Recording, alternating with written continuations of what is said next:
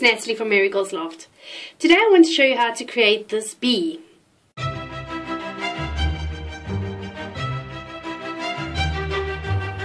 As you can see, this bee is made with a wet felting method, and I'm going to show you how you can simply and easily create it by yourself. For this you're going to need some wool fibers, some yarn fibers that you would use for spinning. I have mine specifically because I wanted to try spinning, but I have other kinds that I use for felting, for needle felting. The principle is that you're going to start with a plain fiber. I've got a plain white yarn fiber that's rather rough, and I have some silk fibers that I'll use for the top surfaces. What's very important is when you're pulling your fiber is that you pull it in a smooth motion from the top, like as if you were going to be spinning this yarn. What you start with is you take some of the white yarn, just really a small little bit, and I always start by adding a knot into it because it's easier to create a ball if you've got something to start working on. And then you just start to wind your white yarn around. By creating various layers, you just go in various ways around it so that the fibers will ultimately catch each other. So you start this way, then you go the opposite way, and you continue building until you've got the size of the ball that you want. Once you've got the ball the size that you want, you're going to go on to creating the colors that you want. You can obviously start with the colored yarn straight away, but I just find that colored yarn is a bit more expensive, so it's much easier to start with the unbleached, uncolored yarn, build it up, and then once you get to the size you're wanting, to continue with the other colors.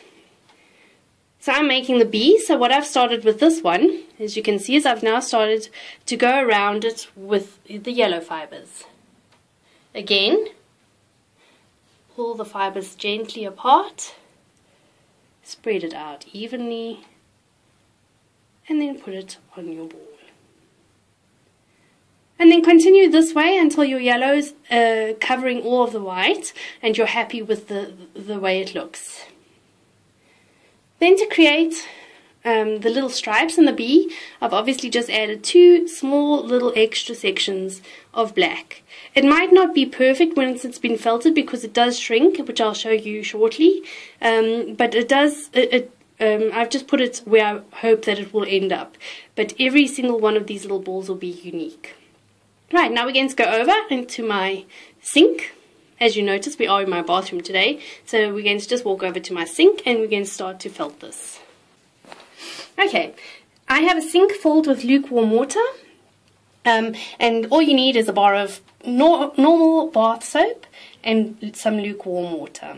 I always start by just washing my hands, like really lathering it up nicely, and then just rinsing that into the water. As you know, for felting yarn needs warmth, friction and soap. And so we're having those 3 things here. We're going to have the friction of our hands, the warmth of the water and the soap that we're going to use. So to begin, I take my yarn ball, holding it gently in my hand, I'll submerge it into the water. And just wait until it's completely soaked it up.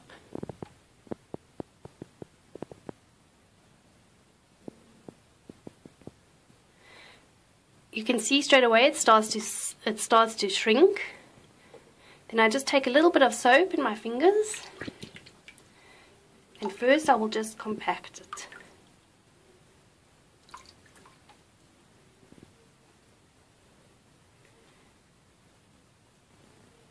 Again, just soak up some more water.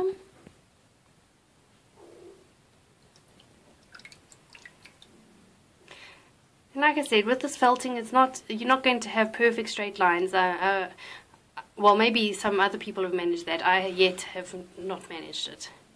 And then once I just start to squish out a little bit of the water.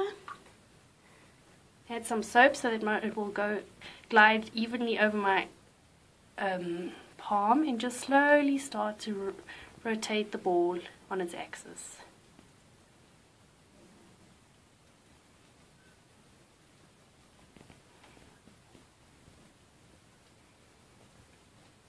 already as soon as you start to rotate the ball, you start to feel it hardening. It starts to pull all the fibers together, they start to attach quite nicely, and you can actually start to feel the ball forming. You can see it's already getting quite small. At this point you couldn't add any more yarn, so if your yarn isn't looking like you wanted to, you're going to have to start again.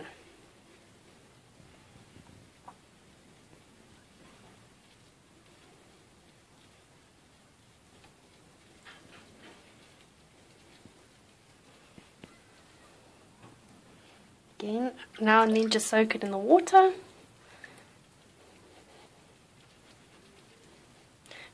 And then as the ball gets smaller and smaller, you can start to twist it more vigorously, rotate it more vigorously. And do know that there is too much soap. So you don't want too much soap because then the fibers can't grab each other. You want just enough soap so that there's enough friction involved and that the fibers can grab hold of each other. But like I said, too much soap and your wool's not going to attach itself to each other.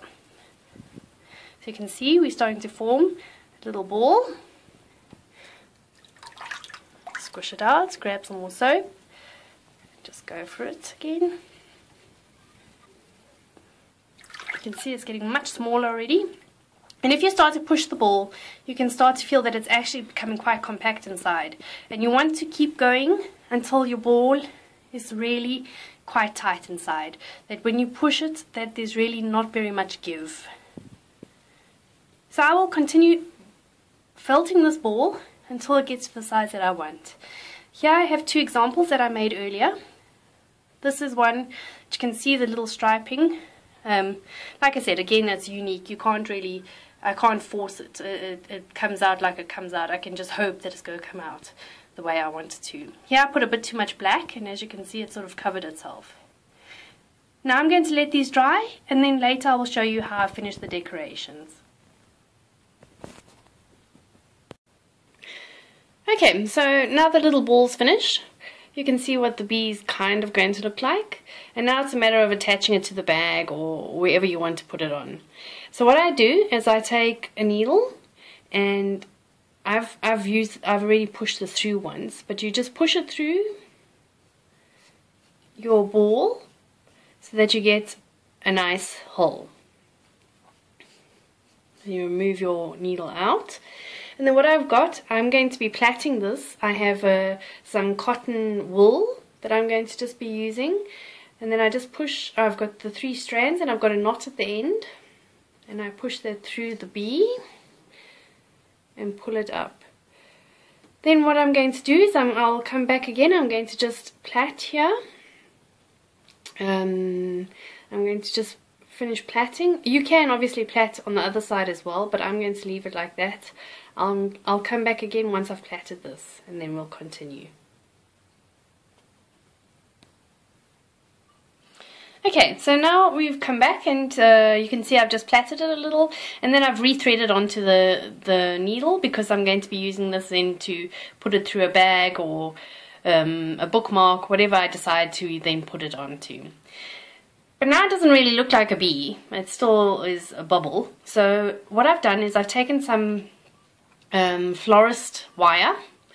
I've just cut a portion, and then I've taken one of my paint brushes and just wound it around the edge to give it the nice edge. And what I do is take the bee, and then using the open end, just push it through and bring it out the other side, bend it up, and then wind it again.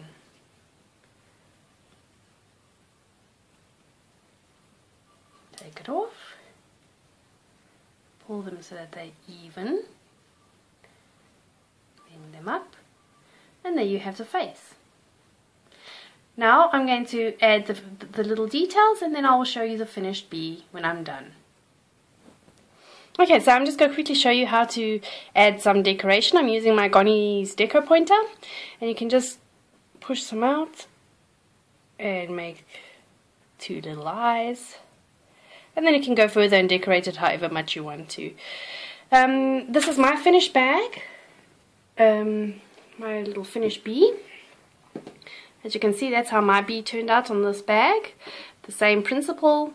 You can just attach it to however you want to, and this one will stay like that. I hope you enjoyed this YouTube tutorial. Do come back next week for more Tutorial Thursday fun. Make sure that you've linked up your crafts from last week. I'd love to visit you. See you next week. Have fun. Bye.